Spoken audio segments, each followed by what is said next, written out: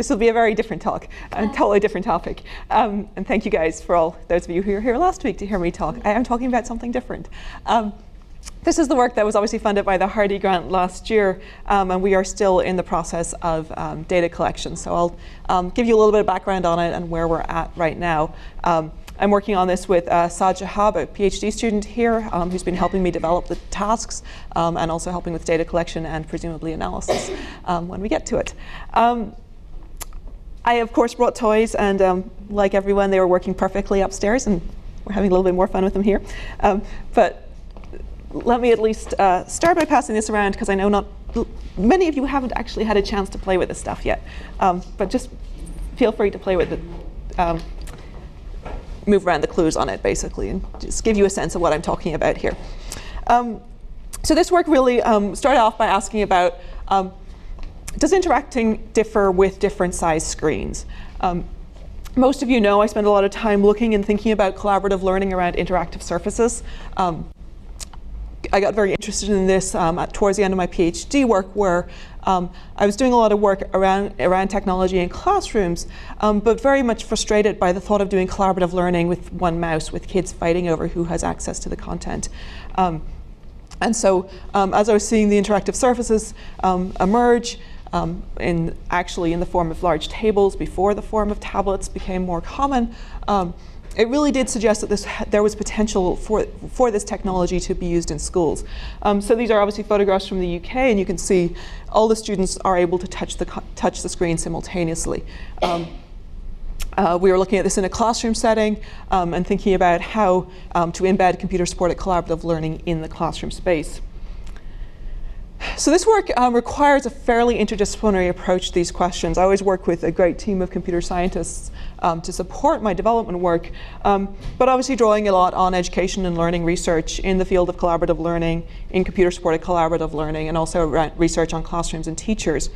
But more specifically, and particularly in relation to this project, the field of human-computer interaction is a large player in this work.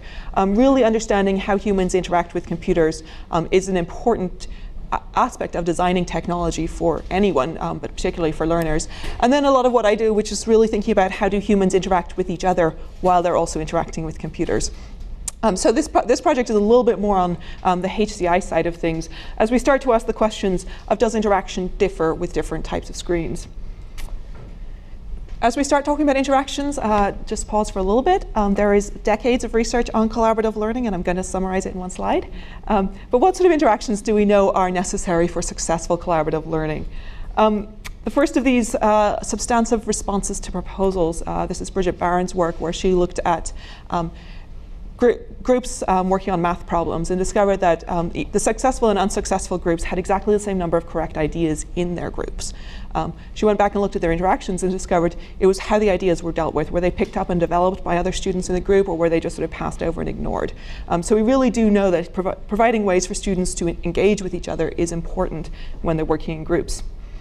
Noreen Webb's work points, and she's got a large amount of work here that shows that asking questions when you're working in a group and receiving substantive answers to those questions is important for students. So this is, instead of saying, how do you do it, and you get told how to do it, they actually explain to you how it works, what's happening. Jeremy Rochelle's work, this is one of the classic papers in collaborative learning, where he pointed to the importance of the development of a joint problem space. Anyone familiar with cognitive science research will know the term problem space. We got a problem, we got a solution, and the problem space is the pathway from the problem to the solution. Very useful when you're talking about chess and various other very constrained problems. For collaborative activity, it is incredibly important that students actually understand what the problem is to start with. Everybody in the group has the same understanding, that they understand what they're trying to do to get to the solution and how they're all approaching this. It's actually something that's quite hard for groups to develop, though, and to pay attention to and be aware that not everyone might understand what they're trying to do. And then this is drawing on some of my recent work, where we saw the development of and use of shared representation. So this is partly supporting the creation of joint problem space, where you actually create a representation of what you're working on, so a communal memory of how the task is going, so that everybody in the group can refer to it, and a very concrete way to pick up difficulties and misunderstandings within the group.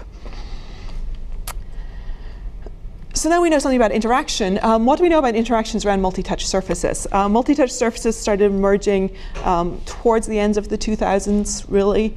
And the first sort of early work on learning and multi-touch surfaces came out in about 2008, 2009. So this is Harris et al.'s paper. She comes out of Yvonne Rogers' group, and I'm getting that right, yeah, who, one of the groups in the UK who really approached education from a very strong HCI perspective. And they were looking at the difference between multi-touch tables and single-touch tables. Single-touch screens are something you're all probably very familiar with. All the basic smart boards, interactive whiteboards were initially single-touch. One point of contact is all you could use at a time. Most of our computers are actually single-touch. It's just not something we think about most, except I think about this all the time. You guys probably don't. Your mouse is the only thing that will work. You can't have two mice working at the same time on your computer. What they were doing here was looking at kids working on a multi-touch table that was also sometimes was switched to single-touch condition, and they were doing a classroom design activity. And what they found in this project was that when groups were in the multi-touch condition, they spent more time talking about the content and discussing how they were going to approach and do the task. Then they spent talking about the process, whose turn was it, how were they going to negotiate use of the screen. As you know, it's fairly obvious, but it's the sort of thing that we actually do want to see. You know, the more time you can spend talking about the task itself and the content, and less time managing the metacognitive issues of whose turn is it and how are we going to actually negotiate this, the better you can do on tasks. Another comparison is multi-touch versus personal computers. This is Mohammed Bashari, who was a PhD student in the group I worked in the UK. And he looked at undergraduates doing programming problems on either a multi-touch surface table or on a personal computer, one mouse, one keyboard. And what he found in this work was that there was a lot more joint activity in the multi-touch condition. They sat together and worked on the tasks together. In the personal computer condition, there was a lot of one person working on it while the other person sat back and watched, and then they swapped over and took turns. This may be somewhat undergraduate computer scientists who were very polite and sat back and took turns. I would imagine if you were doing this work with 10-year-olds, there'd be a little bit more fighting over who has access to the mouse at any one time. But we do see less of this joint activity, very much less actual collaborative engagement in the task when you compare multi-touch to personal computers. This is my own work looking at paper versus multi-touch. This is the initial work that we did in the UK, and for those of you who sometimes ask me how long papers take to get out, this is the research we did in 2009, and half of this study is still under review. So it's slow going sometimes. These were year 6 pupils, so they're very end of elementary school in the UK, about 10.5 years old on average. And 32 of them participated in this from 2 different schools. They came into our lab in groups of 8. 4 of them worked on a history task in a multi-touch condition, while 4 of them worked on the history task in a paper-based condition, and then they swapped over and did a math task in either multi-touch or paper, the opposite condition, basically. With the group of 4 kids, a teacher, it was actually, we had 2 members of our research group who had recently been elementary school teachers, so they worked closely with the group. So we don't have data really on how well the students did on the task, because the teacher supported them throughout so that every group was successful. But we have, as I always do, a lot of video data on what actually was going on with the groups. They were working on a task which was a mysteries task, and what I'm passing around is another mysteries task. I talk about these a lot, so you might as well learn about them. They were designed by Leighton Higgins in 2001. I don't have the reference on this for some reason. The pedagogic strategy that really supported the development of collaboration, of thinking skills, and argumentation. Students are given a question and multiple clues, and they need to sort through the clues to find an answer to the question. It's a really open task, and we used it intentionally in this project, and I'll continue to use it because it's really easy to create new content for it, and you can use it across a range of disciplines. So we use this on math tasks. The study had 3 different math tasks that had all of them had a correct answer. The history task had multiple potential correct answers. And to show you, this is what the screen looked like for the history task. The question is, what happened to Robert Dixon and whose fault was it? Robert Dixon is a 10-year-old boy who worked down the mine in 1800s in the UK, and that's where this work was done, or the work was done in the northeast of England, which was full of mines. And he got his leg chopped off in an accident. It's nice and gory, the 10-year-olds love it. And And the question, so they can start looking at the clues, and it seems like maybe he fell asleep, so maybe it's his fault for not staying awake. But then they can actually get into deeper. Was there a lack of oxygen down the mine? Was the mine manager not doing his job properly? And then there's a whole series of clues about the 10-year-old boys being allowed to work down the mine, so they can get into policy issues. There's a war going on, and the price of coal has been reduced, so he's working longer hours. So they can get into very complex argumentation. So this is the kind of task that allows a range of different types of engagement, different levels of engagement in it. What did we see when we looked at the data from this across the 4 different tasks? This is actually looking at what do they do in the first 30 seconds on the task. Split them into 4 categories. Did they spread the clues out and read them aloud? Did they spread them out and read them silently? Did they share them out, which obviously they can only do in the paper-based condition? Or did they just leave them in a central pile and pull them towards them and read them aloud? The pink is the multi-touch, the blue is paper, the number of tasks is on the x-axis here. And what you see is a unsurprisingly statistically significant difference between what groups did in each condition. They tended to spread them out and take turns reading them aloud, everyone looking at the clue that was being read in the multi-touch condition. They handed them out like playing cards in the paper condition. And you see a lot in the video of the kids, one per kid's reading, and the next one is reading there silently, practicing, waiting for their turn. So this is, you can imagine this really changes how a task gets approached, because if everyone's looking at it, they're reading in the multi-touch, they're reading it aloud, and they're talking about each clue as they approach them, as opposed to no one's really paying attention to what anyone else is saying. So by the time they've read the clues, they are then starting on the task. So it really does change how they interact around the content.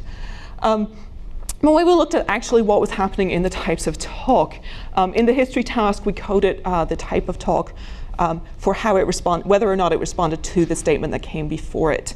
There was 4 levels, independent of the statement that came before it, quasi-interactive, and then negotiating or elaborating on the statement that came before. And we see statistically significantly more negotiation and elaboration in the multi-touch condition than in the paper-based condition. So they are actually building on each other's ideas, they're talking to each other. They're not making what we see a lot of in this age group, quasi-interactive statements that sort of are vaguely related to what the previous person said, but don't actually build on it and don't really help them create this joint problem space that we know is important. In the math task, we coded for who proposed the ideas, were they students or teachers, and who responded, students or teachers. And then what was the quality of the student responses? Were they just commenting on the value of a clue, or were they actually elaborating on the meaning of it, or combining it with a different idea to help push the group forwards? And again, we see significantly more students responding to students in the multi-touch condition, and elaboration and combining of ideas. So in both of these parts of the study, we see students engaging in deeper collaborative interaction when they're using multi-touch than when they're using paper. Now, of course, the design of the task is hugely influential in this. Whoever's got the tablet right now, you'll see you can make the clues bigger and smaller and turn them around, which you obviously can't do with paper. So we could have designed the task to leave the clues static, which obviously would have reduced a lot of this potential. But so you cannot separate the design of the task itself from the technology that you're using. The question that has not been answered is what's the difference between a multi-touch table and a tablet? What's the difference between the size of the screen that kids are working on? You're telling us all this, there's really good reasons to use multi-touch table. But we're looking at $500 for a tablet, $15,000 for a table. Really? Can we justify that? Really, is it worth it? Tablets have more bring your own device possibilities in classrooms. More and more kids have tablets. They're cheaper. There's also a wider range of apps available for them, so you don't have to have special stuff created for them. So there's a really good and valid question here about saying, well, is the interaction as good? Is it the multi-touch? Is it multi-touch, or is it the screen size that's actually influencing the interactions that we're seeing? So do we see the same interaction benefits on smaller devices, even though we might be tempted to use them? Okay, so this takes me to the study the Hardy study that I'm currently working on. We started out thinking about comparing pairs of students working on either one multi-touch screen, and this is the 27-inch multi-touch screen, which has been the one that's worked perfectly forever until today. But this will give you a sense of the size of the screen, or 2 of these tablets that Mallory has right now. Do you want to hold it up so people can see the size of it? Oh, and you've ended up in a different application. So you're looking. It got closed down. So okay. SynergyNet 3, not 2.5. That's 2.5. Different versions of software have. One of the things that slowed down the development of this project was realizing that we built SynergyNet, the software that I'm using, and we built it for Windows 7. And Windows 7 and Windows 8 do not play nicely together. So we had to go back and develop a lot more code than I had imagined we would have to do. But it's now working fairly well. It's working really nicely in the lab upstairs because the Wi-Fi network actually lets us send content between them easily. So that's actually, you should be using the teacher screen on that, which when we were upstairs, we could send this task to this one very easily. So we were working on this on a task for 30 minutes, pairs of adults. We're not using children in this project. We asked them to wear video glasses, which, for those who wanted to know, these are what video glasses are. They are glasses with video cameras in them. They cost about $30, which is a whole lot less, actually, than when I proposed the study. They became very cheap. They're actually worn a lot by people like people skiing and mountain bike riders to get like a first-person view of what they're like, the scary things they're doing, basically. So I really wanted to see whether these could be used to get an understanding of what students were looking at when they're working on collaborative tasks. Are they looking at the same thing at the same time?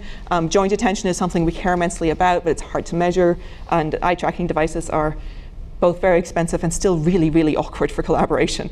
They're just not set up for people working together. So we also did traditional videos of the groups, cameras on tripods, and then a post-test item, open-ended item, just asking them to explain their solution to the problem, an individual item. So we have two primary questions. Does interaction and learning differ with groups using different size screens? And then, can camera glasses be used to evaluate joint attention in collaborative groups? Our hypotheses, the larger display will result in increased similarity of post-test responses between pairs, more joint attention during the task, more interactive statements, statements that build on those that came before them. I did think perhaps, and it'll be interesting to see if participants adapt the task on two tablets, putting them side by side and treating them like one large screen, if there's a way, if they actually manage to. So this is my point, how this was set up. So condition one would be that two students working on the large screen. Flat on the condition table. Two would be each one of them working on. They each get their own tablet. Tablet with the same task sitting next to each other. Yes. But they couldn't migrate. No, they couldn't. They can't share content across them. Okay, but yes, but they could. And when you see the task, and I think it's coming on the next screen, the question was what caused an epidemic. It's a scientific reasoning task. They're given a map, 21 clues, and victim cards. One of the things about mysteries tasks is you make them incredibly you increase the cognitive overload to enforce collaboration, so no single person can actually do this all by themselves. So 21 clues is actually a lot of clues. There's a lot of content in this.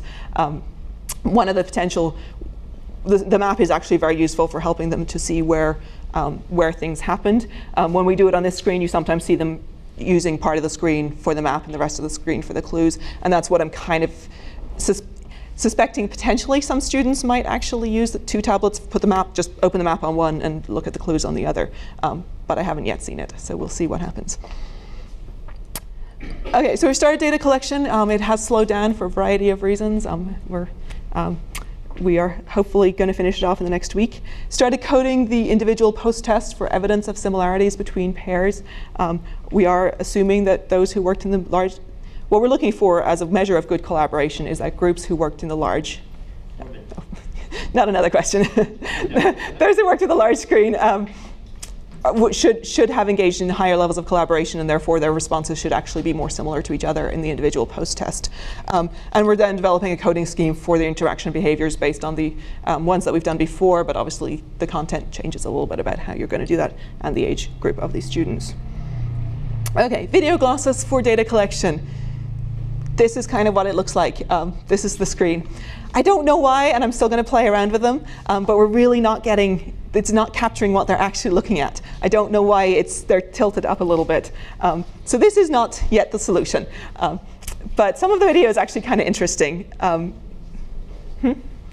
So some of it's interesting. Sometimes you're seeing what they're looking at. I really am going to spend some time this summer seeing if we can adapt the glasses a little bit, poke around at them, because I like the idea of being able to see what they're looking at and see if they're looking at the same thing. But so far, $30 is not a solution to assessing joint attention, unfortunately. Okay. Implications of this work, recommendations for how to design tasks for different screen sizes. I think this is one of the things that is really important as you start to think about creating tasks for multi-touch surfaces, be they tablets, iPads. I heard today we're going to get a 12-inch iPad in the next couple of years. If we see more of these, how do we actually constrain a task for groups to work around them, depending on what size screen you have available to you? The Lenovo's coming in at about $1,500, which actually makes it like it's a really nice computer in and of itself. It can be used. I use it as a desktop a lot of the time. I then go up to my office and spend a lot of time hitting the screen in my office that isn't interactive. But you can imagine schools actually adapting this size screen rather than the small or the very large ones, but really understanding how design should differ depending on what sort of screen size you're using is an important outcome for this project. Considering options for shared screens and using multiple screens. Again, if we have an iPad program in the school, how can we create tasks that get shared across multiple screens so a group of kids has the value of a large screen, but not the expense associated with it? And how do you prepare students to take advantage of the potential of interactive surfaces? I think the more and more data that we can collect about how interaction benefits when they can all jointly engage in it, the more we will know about what we need to teach students. How can they create a shared representation as a collaborative practice to help them use these tools? So thank you. Thank you. We do have about 5 minutes for questions for Emma before we open up the floor. Next time we need to fund these collaborative spaces where you have a whole wall, now like things that build in collaborative space at different places where we have all more screens and yes. visualization stuff. And yes, when the lab is totally finished and I can actually do all the video even better. Done. So doing this collaborative task, regardless of the condition, the size of the screen, or the two pieces, probably requires some verbal coordination, coming up with different roles, assigning different responsibilities. Is there any impact of the two different technologies? Does one afford that kind of verbal interaction more than the other, or constrains it more? That's what I'm predicting it will. I haven't looked at the data enough haven't collected enough data to say for sure whether it is doing it. But so having a shared point of reference. So what I'm predicting that students who have a lot of experience collaborating, which is making me think I want to collect this data, would put their 2 tablets next to each other and so have a shared representation. And I think having that jointly pointing to the same thing, looking at it, we saw a lot of it in the even with the 10-year-olds where they jointly make the task very clear to each other what they're working on. You see these greater problem solving and better levels. So I think we should see that because they have the shared representation, they all know what they're talking about. So you have the whole screen in front of you and you say, so you look at these clues, I'm going to look at these clues. Or even like, this is the clue I'm talking about right now, and it's open and in front of us, so we have this understanding of what we're talking about. So you can look at the complexity, the length of different verbal references. Yeah, and mostly whether they are actually talking to each other, or whether they're just sort of talking about the task in the same space. And I think that's probably where there's more. Because the multi-touch screen in itself doesn't require constrained interaction. I mean, you can imagine kids with your table independently. Oh, yeah, and we certainly have tasks. Come by when we do the open house in this and see the variety of ones where it is an individual task, and they're working on a joint activity, but you have four separate math pads or something, so they're actually working separately. So no, the multi-touch, it's the design of the software, and that's where these findings will be really important to feed into. Is this the collaboration? It's self-directed by the students. You are given much. We're not even in the room for this one. We're just saying, hey, solve the problem. I'm just curious, once that's put into the realm of a real classroom space, would that collaboration change at all with the teacher? Is there any, I don't know if the research shows anything out there about what collaboration looks like in technology? In classrooms? Yeah, once there's a teacher maybe intervening.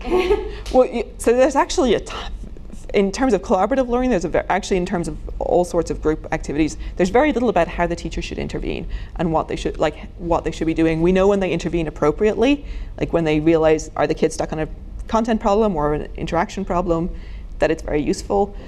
But we still don't really know how to help teachers know what type of response to give. And we have a ton of data from our classroom in the UK where the teacher, and he's a very good friend of mine, so he's watched the video with me and is horrified by the fact that he comes by and tells the kids, oh, you need to be working on the clues. 2 minutes later, he turns around and says something like totally the opposite of what he just said to them. And it's like, really? You didn't actually really understand what was going on in this group, and the group were having trouble, but he wasn't intervening in a way that was useful. I think there's really great potential in understanding what interactions look like when kids are collaborating, and using it to alert teachers to what's going on, using technology, using data analytics to actually start to help understand how to intervene. Are they just, we've loads of data of kids making the table look really nice. There's this group who spend their entire time putting their clues out, really organized. The teacher comes along, compliments them, projects it to the shared display for everybody to see. You go back and look at the video, none of the kids ever read any of the clues. They just looked at it. So really saying like, hey, is that level of like fiddling is presumably, we could pick that up very quickly from the data, and feed to the teacher, hey, maybe you want to go check on this group. They don't actually seem to be, their behavior suggests they're not engaging in the task. So things like that, so finding ways that we can actually support teachers to support the collaboration. But also teaching students to collaborate. We do a lot of put them in groups and hope it works. And we will. How is the dimension of time associated with this? Is it time task, or is it a designated time period in which the students are doing these tasks? So we give them 30 minutes to work on this task, which is about, from piloting it takes just a little bit less than that really for students to come to a conclusion and get ready to be done with it. But yeah, we do say, if you get finished earlier, you can come out of the experimental room. They don't have to sit there. But that's about as long as it takes. For the tasks that I presented earlier, when the teacher's involved, we very much let the teacher sort of call it when they feel like the kids have had enough, or in the classroom environment when one or two groups are finishing up. And once the time that designation is there, they're free to do whichever, attack the task in whatever manner. Yeah, we've certainly left this very open for that kind of interaction. And I'm not sure what you're comparing here. So if it's a matter of size, Mm-hmm. it could be a question, can what they do on the large screen be done on the small screen? Meaning, on the large screen you can put the map and the clues. Is that possible? Would it be done if you just gave them a small screen? But when you're giving them two screens, you're introducing a whole kind of agency to what they will be doing. So I'm just wondering, what is it that's actually being compared? It is and I really dithered about whether we should just give one screen, mm-hmm. one small screen, and I may still collect the data on that, but it's just setting it up to fail.